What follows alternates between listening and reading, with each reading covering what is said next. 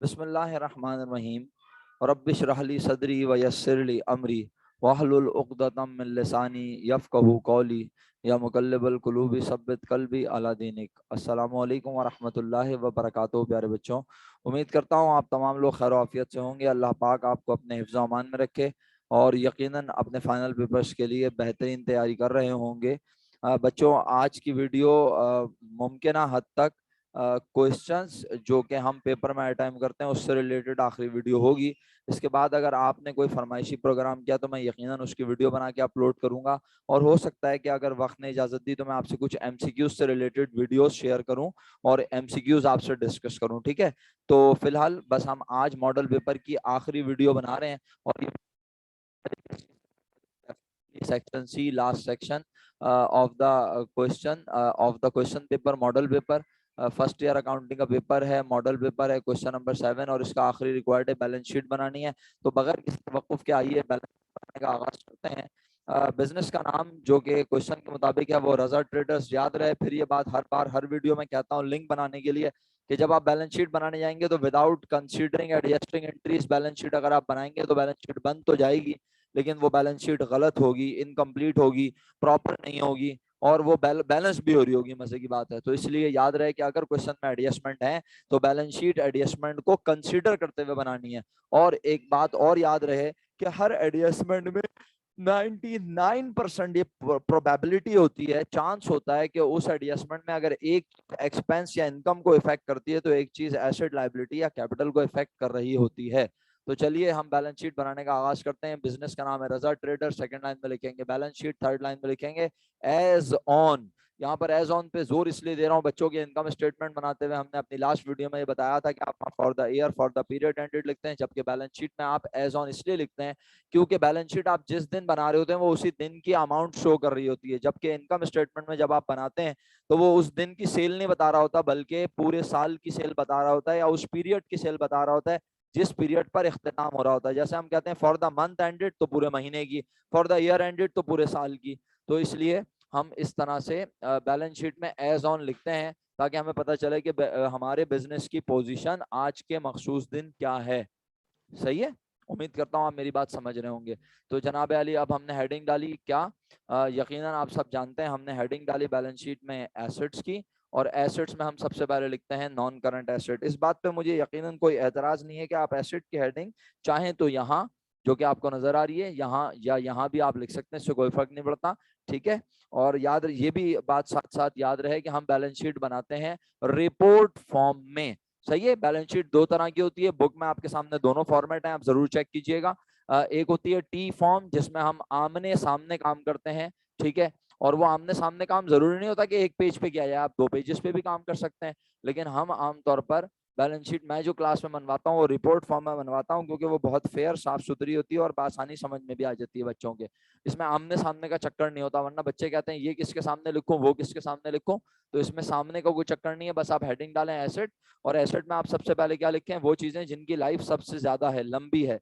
ठीक है, यानी आप इस बैलेंस शीट को बनाते हैं परमानेंसी मेथड के तहत, जितनी ज्यादा लाइफ लंबी होगी उन चीजों को आप सबसे पहले लिख के दिखाएंगे। तो आइए चेक करते हैं कि आज बिजनेस में वो कौन सी चीजें हैं जिनकी लाइफ सबसे ज्यादा लंबी है। तो आज बिजनेस में एक ही फिक्स एसेट नजर आ रहा है, नाम है फर्नीचर, अमाउंट है 1,30,000। क्या इस 1,30,000 रुपए को एज इट इज लिख दें? जी हाँ, लिखेंगे तो इसे एज इट इज, लेकिन आज इससे रिलेटेड एक कॉन्ट्रा एसेट अकाउंट चेक करना है जिसका नाम है अलाउंस फॉर डेप्रिसिएशन, बशर्ते कि वो सवाल में गिवन हो।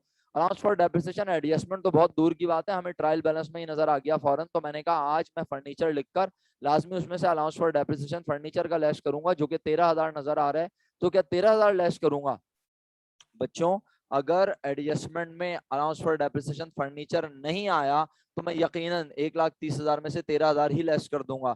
लेकिन क्योंकि अगर आपने एडजस्टमेंट बनाई हुई है तो आप जाके एडजस्टमेंट नंबर 3 चेक करें, उसमें अलाउंस फॉर डेप्रिसिएशन क्रेडिट हुआ है और इत्तेफाक से 13,000 रुपए ही हुआ है। तो 13,000 एडजस्टमेंट वाला क्रेडिट, 13,000 ये वाला क्रेडिट। और सर ये क्रेडिट कहाँ लिखा है? क्योंकि अलाउंस फॉर डेप्रिसिएशन के नेचर है कॉन्ट्रा एसेट, एसेट हमेशा डेबिट में होते हैं, तो कॉन्ट्रा एसेट मेरे बच्चों हमेशा क्रेडिट में होता है। तो ये भी क्रेडिट और एडजस्टमेंट वाली जो अलाउंस फॉर डेप्रिसिएशन है वो भी क्रेडिट। दोनों क्रेडिट मींस दोनों प्लस हो गए, बना 26,000।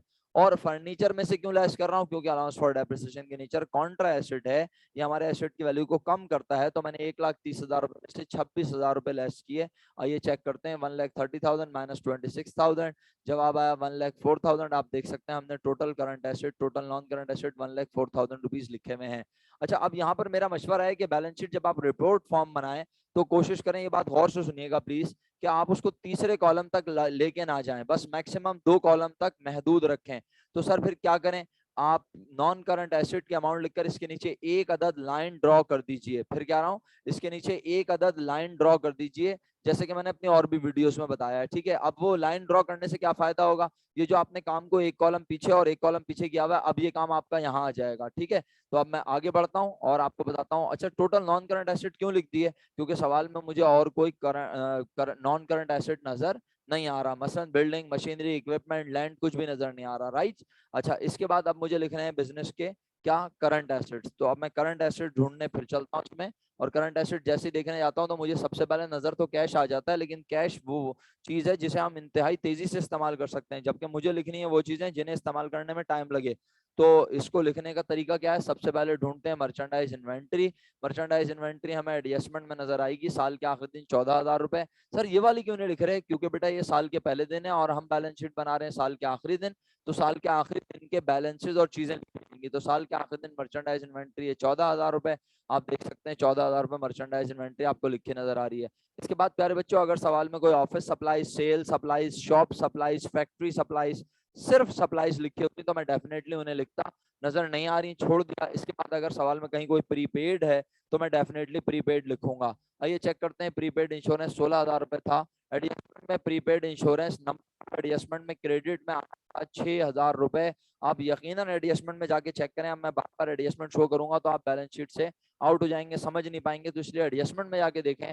प्रीपेड इंश्योरेंस ट्रायल बैलेंस में 16,000 कहाँ है, ये आप सब जानते हैं, प्रीपेड की नेचर एसेट डेबिट में होता है हमेशा, और prepaid insurance adjusting entry number 2 में क्रेडिट में आया है 6,000 रुपए से। तो 16 माइनस 6 आपके पास प्रीपेड इंश्योरेंस बचा 10,000 रुपए।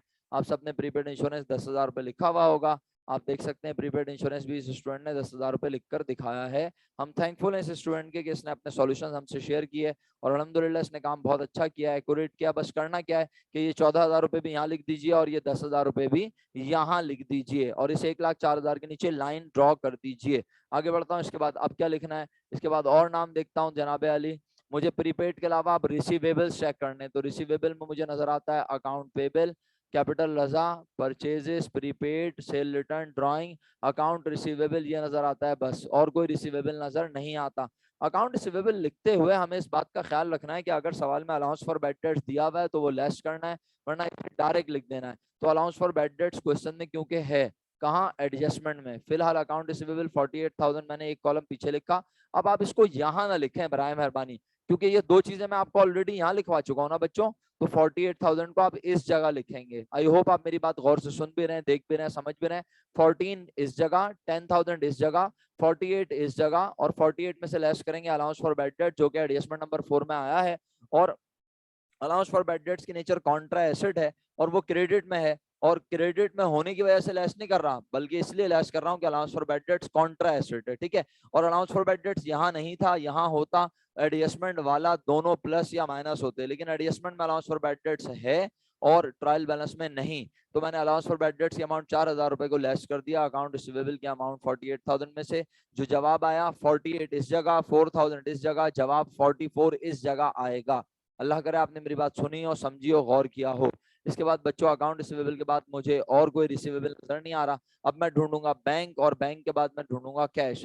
बैंक भी मुझे कहीं नजर नहीं आ रहा, तो आखिरी नाम मुझे नजर आया कैश, कैश की अमाउंट है 42,000, और कैश किसी एडजस्टमेंट में भी नहीं आया तो मैंने 42,000 रुपीज, आप देख सकते हैं कैश की अमाउंट यहाँ लिखी हुई है। ये तमाम चीजें इस जगह लिखी गई, बारहा कहा मैंने, ये तमाम चीजें 1 2 3 4 ये इस कॉलम में लिखी गई, और 42 के नीचे लाइन ड्रॉ करके आपने टोटल करंट एसेट 1,10,000 लिखे, ये लाइन बिल्कुल ऐसे ही यहाँ ड्रॉ हो जाएगी, एक लाइन यहाँ ड्रॉ हुई है और एक लाइन यहाँ ड्रॉ हुई। अब जो 1,10,000 लिखोगे प्यारे बच्चों, उसके नीचे एक लाइन ड्रॉ करके जैसे कि हुई हुई अल्हम्दुलिल्लाह, अब हम करंट एसेट्स और नॉन करंट एसेट को प्लस कर देंगे, और हमारे पास टोटल एसेट आ जाएंगे 2,14,000 रुपए, और 2,14,000 के नीचे आपने डबल लाइन अगर नहीं लगाई तो ये गलती तस्वुर की जाएगी। तो इसलिए बराए मेहरबानी टोटल एसेट के नीचे डबल लाइन लगा के शुक्रिया का मौका दें। इसके बाद बच्चों आप बारी आएगी इक्विटीज लिखने की। किसी भी कारोबार में मौजूद एसेट दो चीजों की वजह से मौजूद होते हैं, एक इंटरनल इक्विटी जिसे ओनर इक्विटी कहते हैं और एक एक्सटर्नल इक्विटी जिसे लायबिलिटीज कहते हैं। ठीक है, तो इक्विटी का नाम सबसे पहले कैपिटल इसलिए रखते हैं क्योंकि कैपिटल भी लॉन्ग टर्म है, जब तक कारोबार चलेगा कैपिटल चलता रहेगा, जिम्मेदारियां तो अदा होकर खत्म हो जाएंगी, लेकिन कैपिटल तब तक खत्म नहीं होगा जब तक कारोबार खत्म ना हो जाए। कैपिटल में सबसे पहले लिखा capital eight start, capital at beginning, capital opening कहाँ से मिला, यकीनन सवाल से मिला। कैपिटल की अमाउंट क्वेश्चन में दी हुई थी, कैपिटल रजा 1,60,000 रुपए, आप देख सकते हैं 1,60,000 रुपए लिख दिए। इसके बाद पूरे साल कारोबार करने से प्रॉफिट हुआ या लॉस, तो वो प्रॉफिट या लॉस यकीनन हमें इनकम स्टेटमेंट बताता है 43,000 रुपीज, आप देख सकते हैं 43,000 रुपीज हमने इनकम स्टेटमेंट से उठाकर 43,000 रुपीज यहाँ लिखा है। और कैपिटल में ये ऐड इसलिए हो रहा है क्योंकि प्रॉफिट होने से मालिक की मिल्कियत बढ़ती है। इसके अलावा सामान में आज एडिशनल इन्वेस्टमेंट कहीं नहीं थी, ड्राइंग थी जो कि कॉन्ट्रा कैपिटल है, मालिक की मिल्कियत को कम करती है, और ड्राइंग की अमाउंट थी 10,000 रुपए। तो आप देख सकते हैं मैंने 10,000 रुपए भी लिखकर यहाँ ब्रैकेट में माइनस किए हैं। अब इससे कोई फर्क नहीं पड़ता कि आप ये तीनों अमाउंट यहाँ लिख दें और फाइनल आंसर यहाँ लिखें जैसे कि लिखा हुआ है, या ये तीन अमाउंट यहाँ लिख के फाइनल आंसर यहाँ लिखें।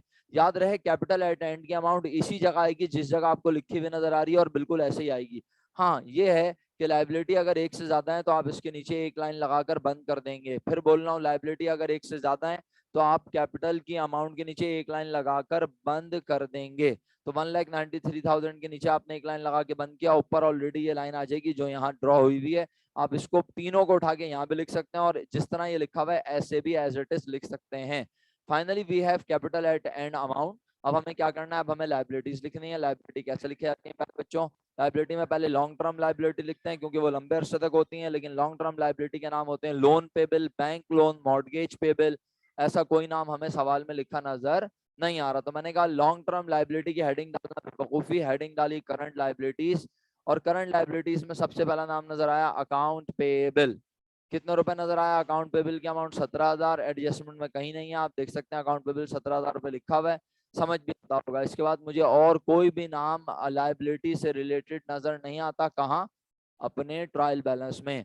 मैंने कहा हो सकता है कोई लाइबिलिटी मुझे कहाँ नजर आ जाए बच्चों, एडजस्टमेंट में। जब एडजस्टमेंट में गया तो पहली एडजस्टमेंट के क्रेडिट में ही मुझे नजर आया सैलरीज पेबल। सही है, एडजस्टमेंट जरूर देखें बराए मेहरबानी, आपको अल्लाह के हुक्म से बात क्लियर हो जाएगी। तो सैलरीज पेबल की अमाउंट 4,000, आप देख सकते हैं मैंने सैलरी पेबल 4,000 रुपए लिखा हुआ है। आपकी मर्जी, आप इसे अनपेड सैलरी लिखें, आउटस्टैंडिंग सैलरी लिखें, सैलरी पेबल लिखें, सब एक ही मतलब है। तो सैलरी पेबल और अकाउंट पेबल, बस इसके अलावा और कोई लाइबिलिटी नहीं है। एडजस्टमेंट में भी कोई लाइबिलिटी नजर नहीं आ रही। मैंने 17 और 4 को प्लस किया, 21,000 बना। आप इन दोनों अमाउंट को यहाँ 100% लिख सकते हैं अगर चाहें तो। क्यों, क्योंकि मैंने इसके नीचे एक लाइन लगा के बंद करवा दिया था। और सर अगर इसको एक लाइन लगा के बंद ना करें तो डेफिनेटली आप यहाँ लिख के प्लस कर लें पहले, और प्लस करके फिर टोटल अमाउंट यहाँ लिख दें। अब आप देख सकते हैं total liability 21,000, capital at and 1,93,000, दोनों को प्लस करेंगे तो हमारे पास जवाब आया 2,40,000। ये 2,14,000 क्या है बच्चों, total equities which is also equal to total assets of the business. अल्हम्दुलिल्लाह हमारी बैलेंस शीट ना सिर्फ मुकम्मल हुई बल्कि आप देख सकते हैं कि हमारी बैलेंस शीट के टोटल एसेट और टोटल लाइबिलिटीज के आंसर, टोटल इक्विटीज के answer which is, total equity क्या है, टोटल कैपिटल एंड लाइबिलिटीज अल्हम्दुलिल्लाह इक्वल है, दोनों बराबर हैं। डबल लाइन यहाँ लगा दीजिएगा लाजमी, और जहाँ डबल लाइन आपने ऑलरेडी लगाई हुई है तो बैलेंस शीट का यहाँ अख्ताम हुआ। मैंने कोशिश की कि मैं मुख्तसर लफ्जों में इंतहाई तेजी से, अगरचे कि आपका ना रिस्पॉन्स लिया मैंने ना आपसे बातचीत की, बल्कि रिकॉर्ड करके ये लेक्चर आपकी खिदमत में पेश किया, ताकि जो लोग ऑलरेडी ये बना चुके हैं वो सिर्फ वेरीफाई कर लें, उनका ज्यादा वक्त जाया ना हो। तो अगर बैलेंस शीट से मुतालिक कोई इंक्वायरी है, मैं बाखुशी उस इंक्वायरी को सॉल्व करने की कोशिश करूंगा। ये ना समझें बराए मेहरबानी की लॉकडाउन हो गया और हम आपको ऑन नहीं कर रहे हैं, हम आपको अभी भी पढ़ाने की भरपूर कोशिश कर रहे हैं। अगर आप चाहते हैं, आपके पास कोई प्रॉब्लम है, मुझे अभी भी कुछ बच्चों के मैसेजेस आ रहे हैं, वो मुझसे सवालात पूछ रहे हैं, मैं उन्हें हेल्प कर रहा हूँ अपने तौर पर। और इस बात की गवाही वो बच्चे इस वीडियो में कमेंट्स करके दे सकते हैं अगर देना चाहें कि सर उनको उनके क्वेश्चंस के रिप्लाई कर रहे हैं या नहीं। बहरहाल आप सबसे रिक्वेस्ट है बच्चों, वक्त बार बार पलट के नहीं आता, एक बार ये वक्त चला जाएगा तो आप फिर दोबारा फर्स्ट ईयर पढ़ना कभी भी नहीं चाहेंगे। आपकी ख्वाहिश होगी आप सेकंड ईयर पढ़ें, बैचलर्स करें, तो कोशिश करें ये जितने दिन रह गए इसमें अच्छे से मेहनत करके अपने पेपर्स में मैक्सिमम मार्क्स हासिल करें। अल्लाह ताला आपको कामयाब फरमाए, मेरी बहुत सारी दुआएं आपके साथ, पेपर के लिए बहुत सारी नेक तमन्नाएं और दुआएं। पेपर से पहले याद रहे मिनिमम मिनिमम 8 से 10 घंटे की नींद लाजमी लेनी है। मैं कोशिश करूंगा पेपर से 2 दिन पहले एक छोटी सी वीडियो बनाकर आप लोगों से शेयर कर लूं और उसमें कुछ इंपॉर्टेंट बातें आपसे डिस्कस कर लूं। तब तक अपना ख्याल रखिएगा, और कोई चीज़ पूछनी हो तो मुझसे व्हाट्सएप पे या कमेंट सेक्शन में रब्ता कीजिएगा। फी अमानिल्लाह, अस्सलामु अलैकुम व रहमतुल्लाहि व बरकातुहू।